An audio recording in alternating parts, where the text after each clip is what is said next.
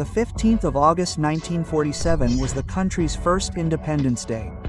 That evening, the British flag was to be taken down and the tricolor was to be hoisted at Delhi's Princess Park. It was estimated that 300 people would gather there, but in reality, a crowd of 5 lakh people turned up. Jawaharlal Nehru and Lord Mountbatten themselves were not able to understand how to reach the stage. Pandit Nehru had to struggle to reach the stage by climbing on people's shoulders, and Lord Mountbatten could not even get out of his buggy. Lord Mountbatten's daughter Pamela says that when I reached there, Pandit Nehru shouted at me and told me to come to the stage by placing my feet on people's heads and shoulders. He will not mind at all. So I said that I am wearing high-heeled sandals which can prick people. Then Nehru again said, "Take the sandals in your hand and move forward." Saying this, Nehru also reached the stage by climbing over the people and then looking at him. I also took off my sandals and held them in my hands and reached there by stepping on the heads of people like a carpet. Where I went and stood with Sardar Patel's daughter Manibin Patel. On the other hand, Mountbatten's buggy was so badly stuck in the crowd of people that he could not even think of getting out of it. So he looked at Pandit Nehru and shouted, "Let's hoist the flag." That is, let's hoist the flag. After which the great Indian tricolor was hoisted in Princess Park and Mountbatten saluted the tricolor while standing on his buggy. After which something happened which never happened in the 200 years of British rule.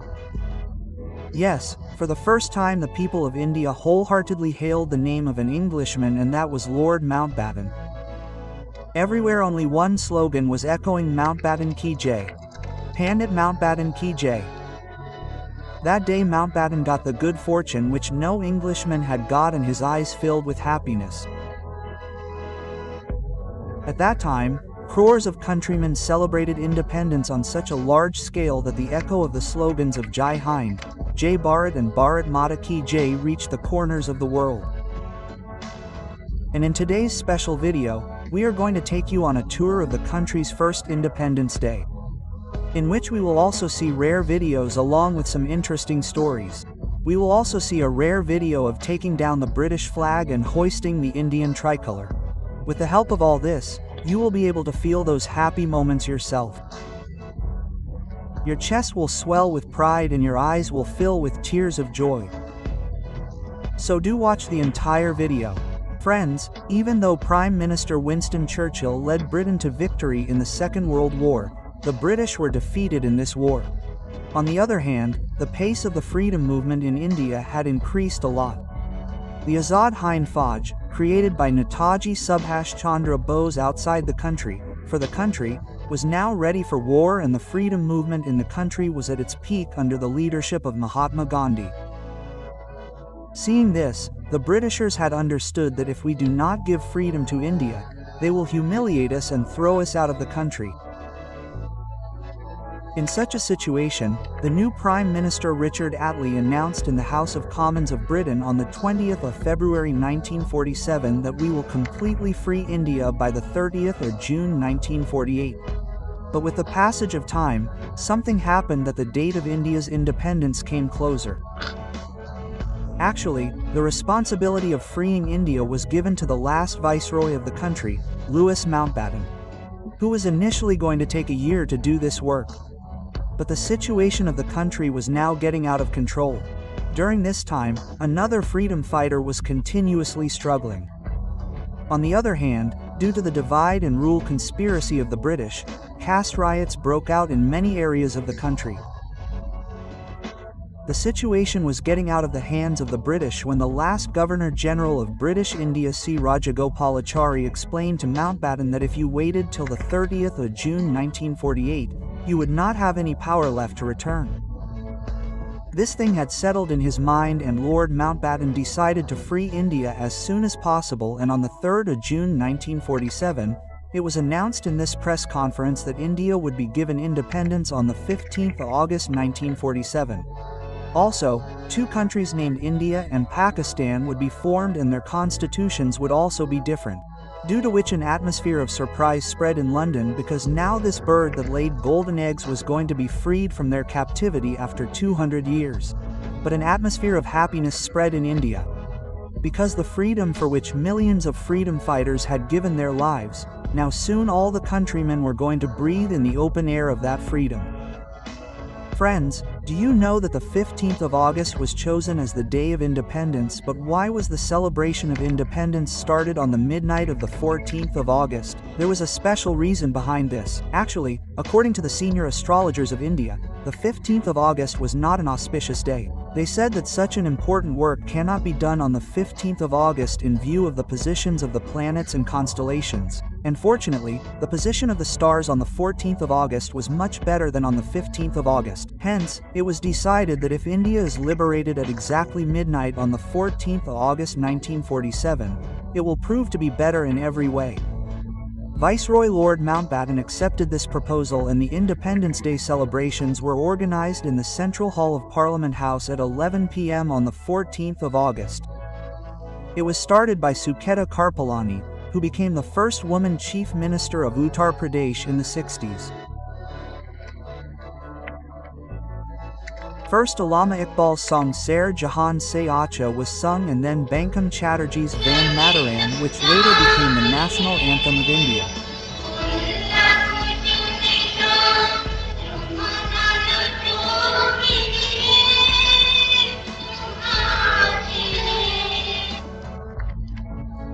At exactly 11:55, the first Prime Minister of independent India, Jawaharlal Nehru, began his famous speech, Partnership with Destiny, saying, "Long years ago we made a promise to our destiny, and now the time has come when we shall fulfill our pledge."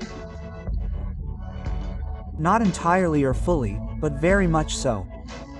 At the stroke of midnight, when the world sleeps, India will awake to life and freedom. Quote, he further said, "It is good, but at this time especially remember this, when we are standing at the threshold of this freedom, that India is not the country of any one sect. It is not of people of one religion. Rather it is of many, many religions and sects of many kinds." Quote. Then as the clock struck 12 midnight, many conches started blowing simultaneously. Tears rolled down the eyes of the people present there. Jai Mahatma Gandhi and Subhash Chandra Bose, with which slogans the Central Hall reverberated. Jai. President Subhash Chandra Bose's chariot of 51 bulls, Chandra Babu Ki. Jai. Watch the historic procession of President Subhash Chandra Bose's chariot of 51 bulls. Jai Mahatma Gandhi. Jai. Pandit Jawaharlal Nehru. Jai. Pandit Jawaharlal Nehru.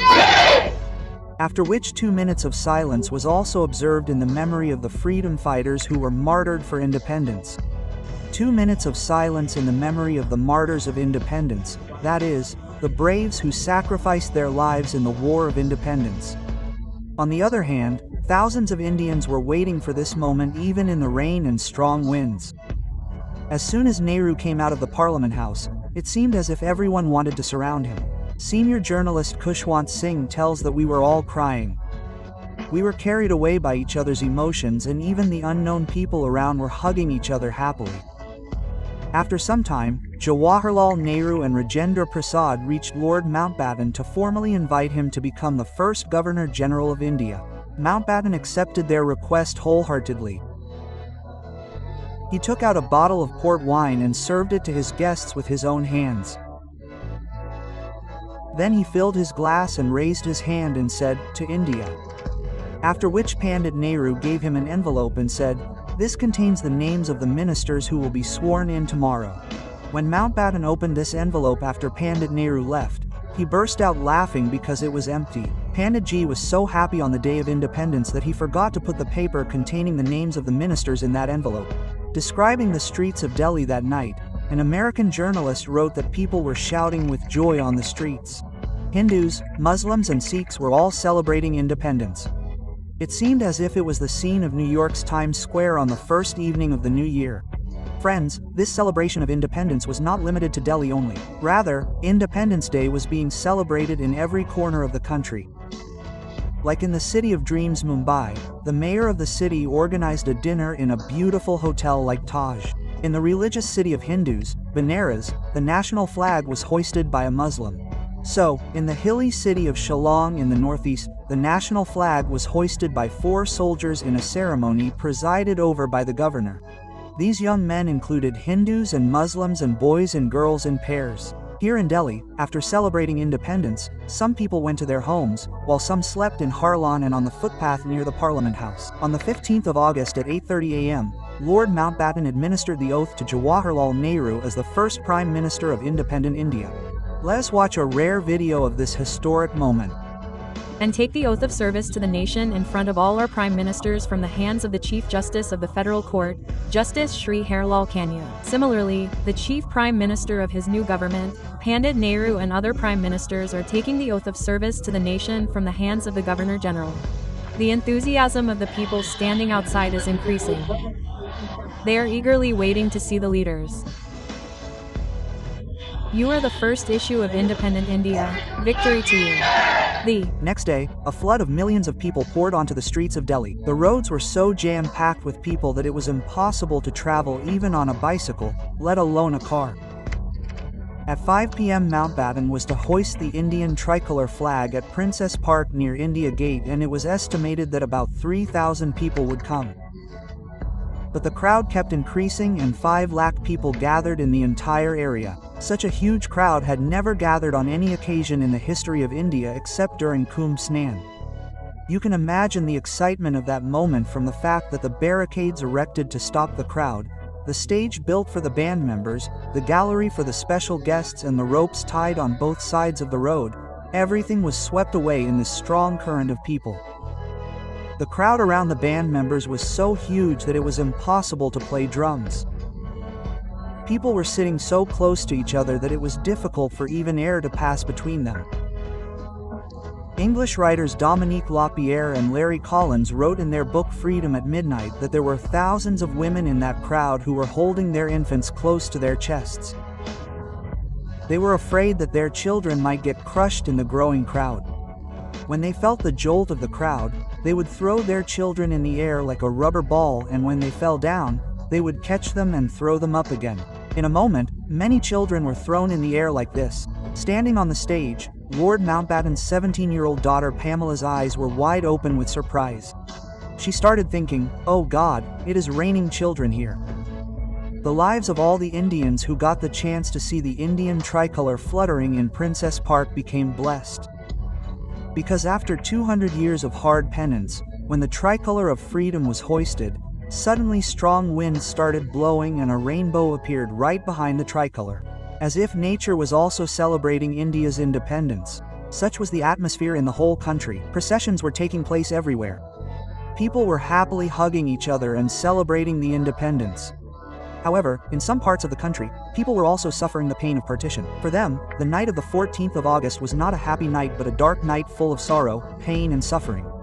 You can see about this in the link given in our detailed video description, and this is the reason why the father of the nation, Mahatma Gandhi, who played an important role in the independence of India, is not seen here on the 15th of August, because at that time he was neither seen in the parliament, nor in the Rashtrapati Bhavan, nor at the India Gate, nor at the Red Fort. Gandhiji did not listen to the speech given by Prime Minister Jawaharlal Nehru on the night of the 14th of August. Rather, he went to sleep at 9 p.m. that night. At that time, Gandhiji was resting in a mansion named Hyderi Manzil, which is almost in ruins, at Belia Ghat in Kolkata. Because Bapu reached Kolkata on the 13th of August to calm the communal violence that started due to the partition of the country, where he was trying to stop the violent tendencies. On the 15th of August, he woke up at 2 a.m. and fasted to stop violent riots and establish peace.